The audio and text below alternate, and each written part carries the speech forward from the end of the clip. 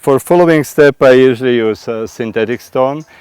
Synthetic stone is generally coarser stone and therefore more aggressive.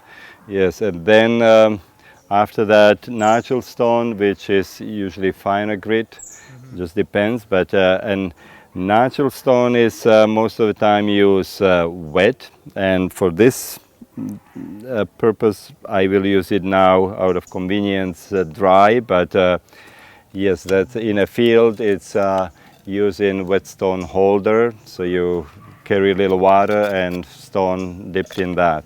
So the synthetic stone often can be, or this particular one can be used wet or dry. So here, use it just dry.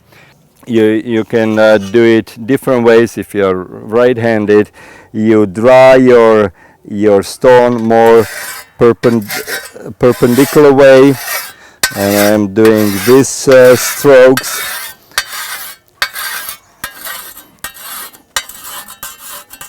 So you're almost keeping it level with the back edge here. That's right. I keep as low as angle as possible, so therefore my stone can ride on the back of the blade, keeping it low, and I do enough strokes just when I start feel a little bit of burr on the bottom. That gives me indication that I actually cut through that unfinished edge. You know, if you pin well, it would take just very light stroke with the synthetic stone and you are through.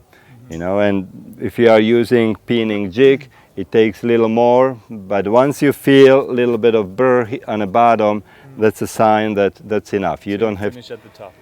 Yeah. Because you don't want to be removing more material again than necessary, because that's already your pinning that you are, you know, removing. So either, as I show here, I am left-handed, so I would do it, you know, I can do it this way.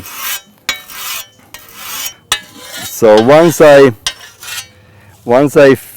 see I'm starting to feel a little bit of burr on the bottom, so that's enough. So then I take my finer stone. You know, in this case it's natural Bregenzer stone, and I will again not too steep.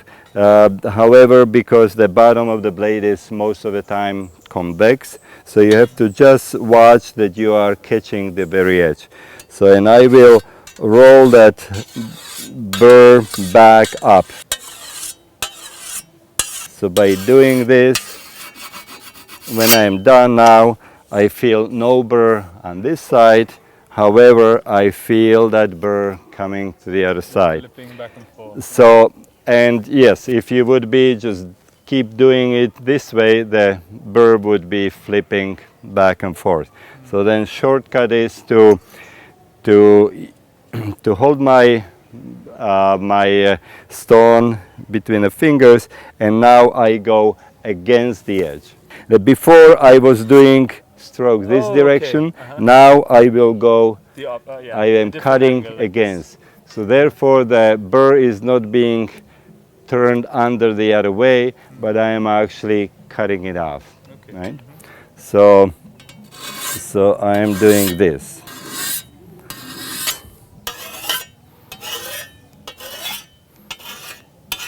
So now the burr is gone from both sides. Wow, and I can follow same procedure with the finer stone, without synthetic stone, or depends how far you want to go. But it's so then you would take this with water in it, and that would be only for like a bit of touch up in the field. Well, and yes. So when you are honing the blade, you have to apply enough pressure so it's not really light, so you are doing some work. Then if you from beginning, if you don't feel comfortable, it's okay just to focus on one side, do strokes go over the blade one direction, you know, so you stay with it. Usually the stone is almost resting, doesn't have to be hard, but it doesn't hurt when it touches it's wearing off your stone than the blade, the rib. But you try to, if you do this, you are already changing the angle, and you want to have as pointy angle, so you try to stay as low as possible. So you are doing this from the top.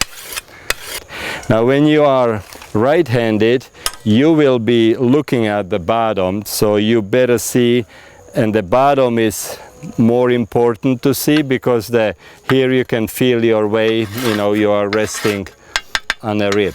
Oh, okay. And you see here where you are working to make sure that you are not missing it. Oh. But for me, when I am left-handed, I don't see this side, I am looking at this. So, and if you keep your stone wet, you know, and then again you can just go carefully, kind of, once you find that angle. Usually it's good to support your blade where you are applying pressure, you know, so you walk your blade between your fingers. Some people, depends, well, with short blade it doesn't make sense, but sometimes some people kind of rest it on the bottom and do it this way. I don't know, how did you in Italy? Yeah.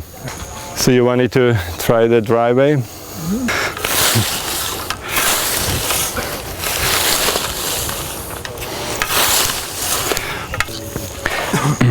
You know, so and as you see, the blade is cutting, so I go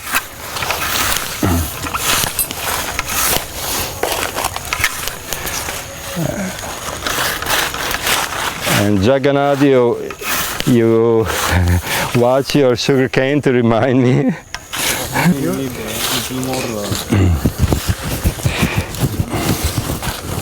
So, and what you are doing, you are chopping with it, you know, like you are approaching the plants this way, right? So, but you want to be slicing, you know, because, well, here, yeah. So rocks like this, yes, they are not nice. So if you are cutting and you come across a rock like that, don't leave it there. Yeah. Pick it up, pick it up, putting somewhere on a one pile, you know. So it's. My ears every. Yeah. So, but you don't need to swing the blade. You are not to raise the blade. You always keep it on the ground, and and just so you see, I am not cutting necessarily wide. I am not cutting full width of the blade, but I am cutting it with ease. It's easy to move. I don't have to swing hard. Just little by little bites, you go over. Am I doing this now correctly? Is there something that you can spot that I should improve on? Well, if you look at your blade on a right hand, this one, on the right side of your swing, you should keep it closer to the ground. Ah, so I'm lifting it up here. Yeah, lifting it there, and same time on a very... This is a lot harder than it looks, so just kind of keep it all the time on the ground. That's right. See, now you... Okay, that's much more difficult. But I think it's just practice, right? Let's see. Try to keep your right hand forward. I mean, right... Left hand? Right foot forward. Oh, okay. Yeah. Yeah, that's better.